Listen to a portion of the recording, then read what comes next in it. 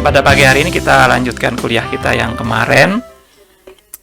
Kita sampai di next slide setelah ini ya, tapi kita awali lagi dari sini.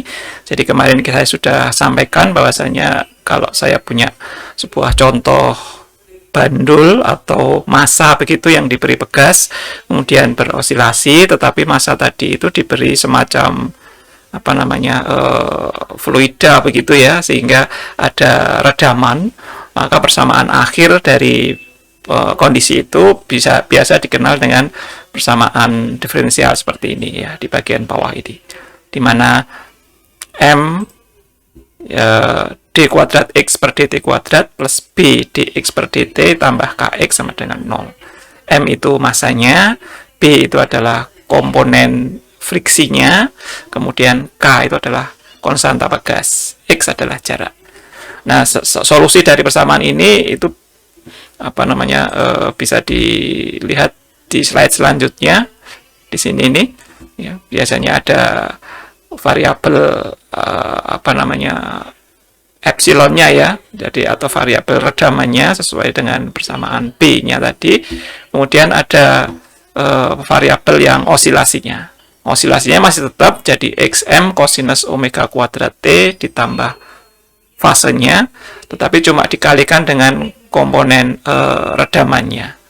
Ya, sehingga nilai B ini tadi akan berpengaruh terhadap komponen redaman, kemudian nilai osilasinya masih tetap seperti sebelumnya. Oke, jadi di sini XM adalah amplitudenya, jadi amplitude maksimumnya, kemudian omega aksen adalah frekuensi angular dari osilator yang teredam. Ya, jadi besarnya redaman itu tidak mempengaruhi omega, sekali lagi ya, tidak mempengaruhi omega. Tetapi kalau B-nya ini sangat besar ya, mungkin tidak akan terjadi osilasi di situ ya, karena sangat besar ya.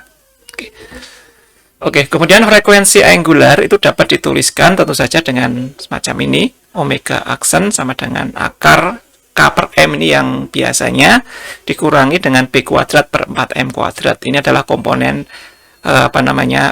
angularnya. Jadi di sini kita bisa lihat ternyata omega kuadrat ini juga bisa dipengaruhi oleh B. Besarnya B itu mempengaruhi. Ya, jadi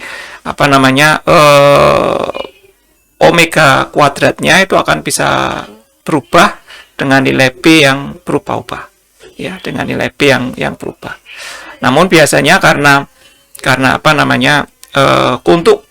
untuk yang B-nya ini sama dengan 0 atau tidak ada redamannya, tentu saja omega akan mendapatkan akar K per M.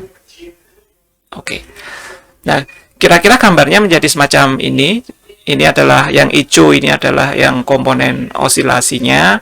Kemudian yang garis ungu putus-putus ini adalah komponen redamannya. Oke ya, ini adalah komponen redamannya. Nah, komponen redaman ini bisa berbagai macam, seperti saya sampaikan tadi. Jika B-nya sama dengan 0 atau tidak ada redaman, maka omega sama dengan akar K per M. Jadi ini seperti biasanya ya, yaitu frekuensi angular untuk osilator yang tidak teredam. Namun apabila konstanta redaman sangat kecil tetapi tidak sama dengan 0, maka tentu saja omega aksen akan mendekati omega. Ya, akan mendekati, tetapi nilainya harus sangat kecil tapi tidak 0. Tapi jadi akan teredam tapi pelan-pelan sekali ya, sehingga omeganya relatif mendekati omega aksen ya, omega aksennya relatif mendekati omega. Oke. Nah, dari sini kita sudah mendapatkan informasi bagaimana cara kita mendapatkan persamaan untuk jarak dari sebuah sistem yang teredam. Kemudian kita juga sudah mendapatkan persamaan untuk menghitung frekuensi angularnya ya dari komponen teredam tadi. Kemudian kita akan lanjutkan ke energinya, bagaimana energi redaman itu dihitung ya. Oke. Nah, tentu saja energi itu karena kita kaitkan dengan pegas, itu mestinya salah satunya adalah energi kinetiknya ya, energi kinetik dari pegas ya, atau setengah kx kuadrat. Nah, kx-nya tentu saja dihitung dengan persamaan yang tadi kita dapatkan, bahwasanya x itu sama dengan komponen redamannya dikalikan kosinusnya tadi ya. yang merupakan fungsi kosinus, maka amplitudenya adalah XM kali E pangkat minus ini, yang merupakan nilai teredam ya, nilai teredamnya. Tentu saja karena di sini ada unsur B dan T ya, tentu saja B-nya konstan, tetapi T-nya ini tidak konstan, T-nya bergerak, berubah-ubah, sehingga dan T-nya semakin besar tentu saja, sehingga XM ini akan semakin lama semakin kecil ya. Karena T semakin besar, maka E pangkat minus besar akan menjadi kecil, sehingga dikalikan dengan kecil, maka XM-nya akan X yang dihasilkan akan menjadi kecil. Ya, di sini dituliskan amplitudenya akan berkurang sebagai fungsi waktu, sesuai dengan yang ditunjukkan pada gambar yang di atas sebelumnya ini tadi. Ya. Amplitudenya itu berkurang sebagai fungsi waktu ya, berjalan mulai dari 0, 1, 2, 3 dan seterusnya. Ya, kemudian untuk osilator yang tak teredam, tentu saja energi mekaniknya masih konstan sama, yaitu E sama dengan setengah Kx kuadrat M. Oke, jadi ini persamaan yang sebelumnya ya sudah kita hitung untuk energi yang osilator yang tidak teredam. Kemudian untuk osilator yang teredam, tentu saja energi mekaniknya tidak konstan, karena di sini Xm-nya itu tidak konstan. Xm-nya merupakan Xm yang meluruh gitu ya. Nah, sehingga persamaannya menjadi lebih panjang ya, lebih panjang sedikit karena XM-nya itu dihitung menggunakan persamaan ini. Untuk redaman yang kecil kita dapat menghitung E atau energi kinetiknya dengan mengganti XM menjadi XM E pangkat minus BT per 2M. Nah, untuk amplitude osilator yang teredam. Nah, ini ini dipersyaratkan untuk redamannya yang kecil ya, karena kalau redamannya besar itu energi kinetiknya otomatis akan sangat berbeda ya, karena nilai X itu tidak memenuhi persamaan osilasi, tetapi akan ada persamaan yang lebih kompleks. Itu nanti akan dipelajari secara lebih detail di kuliah mekanika ya, khususnya untuk mahasiswa fisika. Nah, kalau ini redamannya yang kecil, maka bisa didekati E atau energi kinetiknya itu mendekati dari setengah K fungsi yang teredam tadi. Oke ya, ini ada duanya lupa. Dalam osilator teredam, seperti halnya amplitude energi juga berkurang sebagai fungsi waktu. Tentu saja karena prinsipnya X-nya tadi itu berkurang, tentu saja energinya juga akan berkurang. Oke. Nah, kemudian kita masuk ke selanjutnya di osilasi terpaksa dan resonansi. Ini saya bacakan.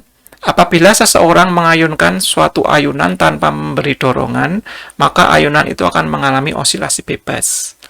Nah, jadi kalian bisa bayangkan kalian berayun di bandulan begitu ya. Di bandulan di sebuah taman, tapi tidak ada yang mendorong, kemudian Anda pada awal mulanya itu menarik kaki, kemudian mengayun begitu tanpa ada dorongan dari luar, maka itu disebut sebagai ayunan bebas atau osilasi bebas. Namun apabila ada dorongan yang periodik, diberi dorongan yang secara periodik begitu ya, jadi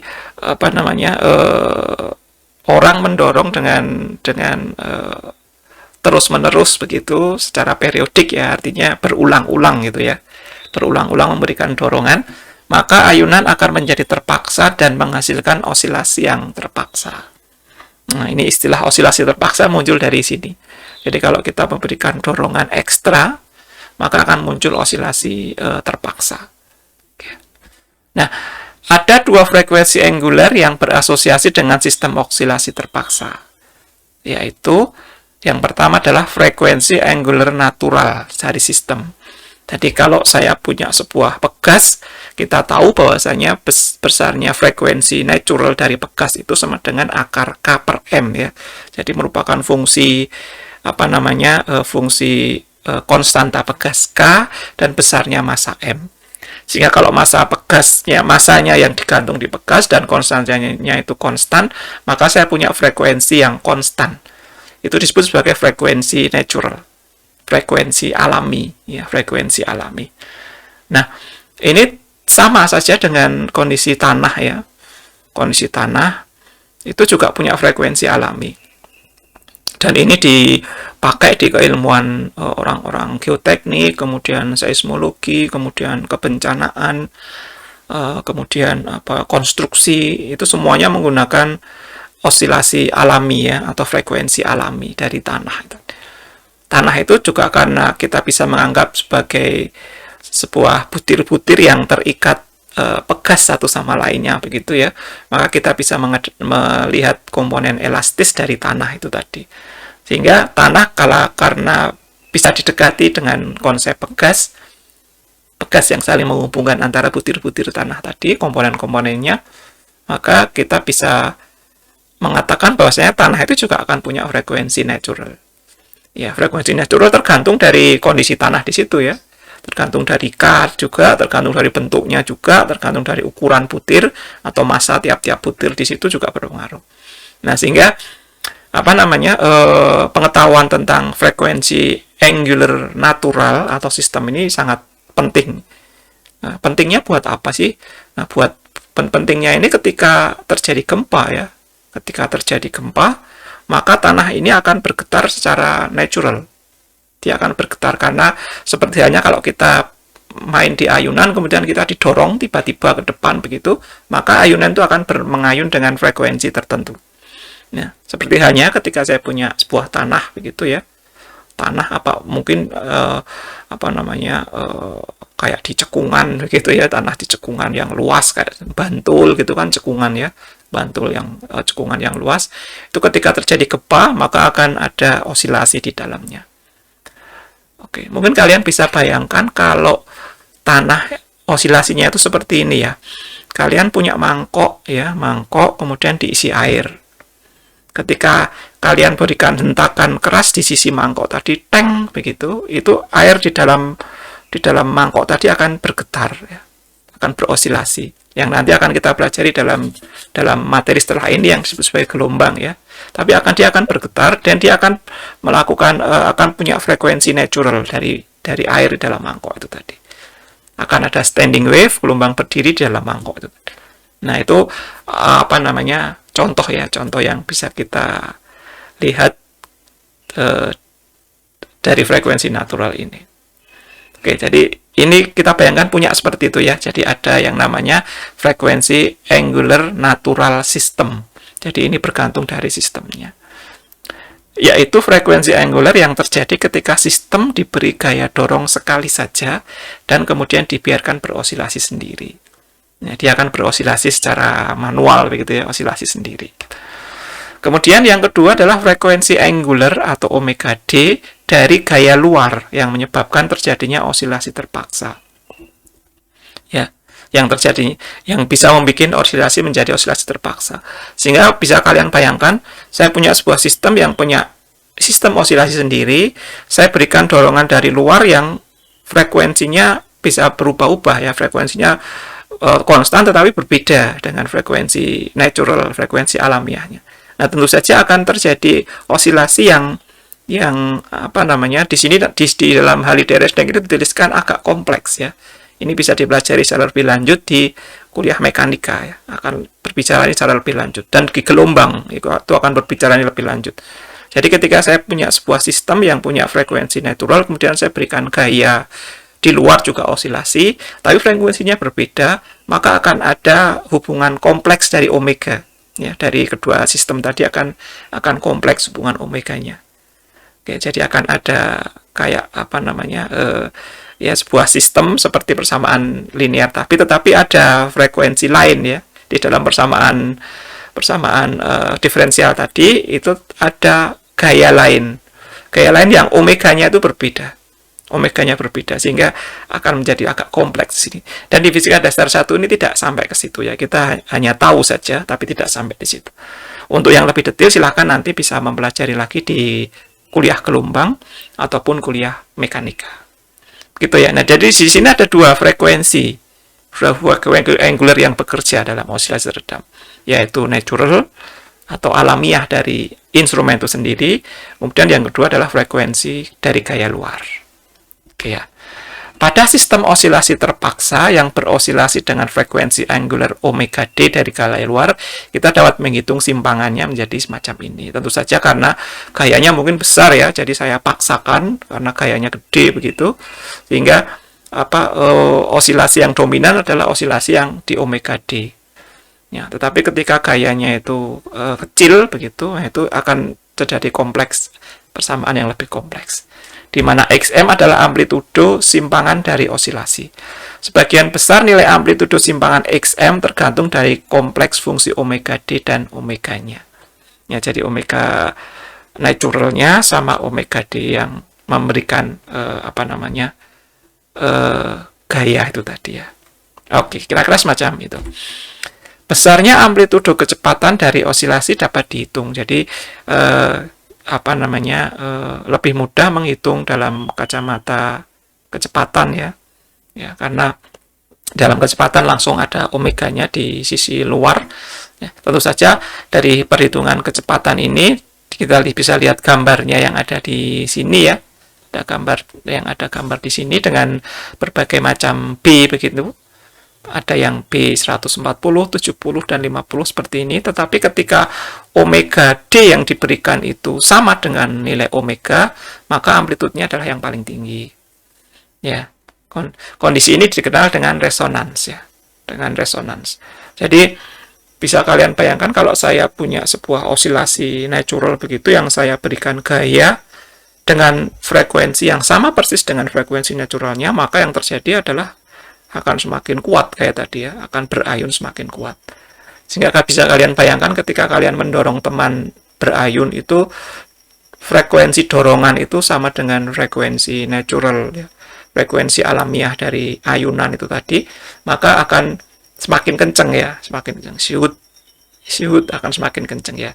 Tapi ketika kalian memberikan dorongan itu frekuensinya berbeda, separuhnya mungkin gitu ya, maka akan terjadi complicated ya, akan terjadi sesuatu yang complicated bergantung dari besarnya gaya juga. Besarnya gaya berpengaruh di situ ya. Kalau gayanya berikan itu besar ya otomatis akan mengikuti frekuensi dari pemberi gaya itu tadi. Kira-kira semacam itu. Pada kondisi resonansi itu, besarnya amplitudo sistem XM adalah maksimum. Jadi apabila kita tekan ayunan pada frekuensi angular naturalnya, maka simpangan dan kecepatannya akan bertambah besar. Tetapi apabila ayunan ditekan di luar frekuensi angular naturalnya, maka simpangan dan kecepatannya akan lebih kecil. Nah, jadi simpangan dan kecepatannya akan sangat besar kalau frekuensinya sama. Ya, frekuensinya sama. Oke ya. Kemudian gambar ini juga sudah saya bacakan tadi, menunjukkan hubungan amplitude simpangan dari suatu osilator yang tergantung dari frekuensi angular gaya luar. Untuk 3 nilai konstanta redaman B ya. Ya tentu saja kalau B-nya semakin besar ya amplitudenya akan semakin kecil. Oke, kira-kira semacam ini untuk resonansi. Nah, kemudian ini ada contoh akibat resonansi. Contohnya itu biasanya gempa ya. Nah, ini saya cerita sedikit tentang gempa. Jadi seperti saya sampaikan tadi, di beberapa tempat itu bisa diperkirakan besarnya frekuensi alamiah dari suatu tempat ya. Ada yang nilainya sekitar 4 Hz, ada yang 5 Hz, ada yang 2 Hz, ada yang 3 Hz, dan sebagainya. Jadi di tempat-tempat tertentu itu bisa dihitung frekuensi naturalnya. Nah, kalian bisa bayangkan ketika terjadi gempa, maka tempat-tempat itu akan berosilasi sesuai dengan naturalnya. Ya, dia akan berosilasi sesuai dengan naturalnya. Ada yang 3, ada yang 4, dan sesuai dengan posisi ya, fungsi posisi, jadi nilainya berbeda-beda. Bisa kalian bayangkan sebuah gedung yang mungkin lantainya banyak ya, ada berapa story gitu ya, mungkin ada ya 4, 5, 6, bahkan sampai 100 story. Gedung itu dia juga punya frekuensi natural juga. Jadi frekuensi natural untuk mengayun begini ya. Untuk mengayun begitu, kemudian untuk ayunan yang order 1 itu begini, kemudian yang order sampai order 2 jadi begini ayunannya ya. Itu biasanya dimodelkan oleh teknik arsitektur ataupun teknik sipil begitu ya, bagaimana kondisi gedung ketika digoyang. Ya, kalian bisa bayangkan apa yang terjadi ketika sebuah gedung yang punya frekuensi natural itu frekuensinya sama persis dengan frekuensi tanah di mana dia dibangun. Ya, frekuensinya sama persis, plek begitu.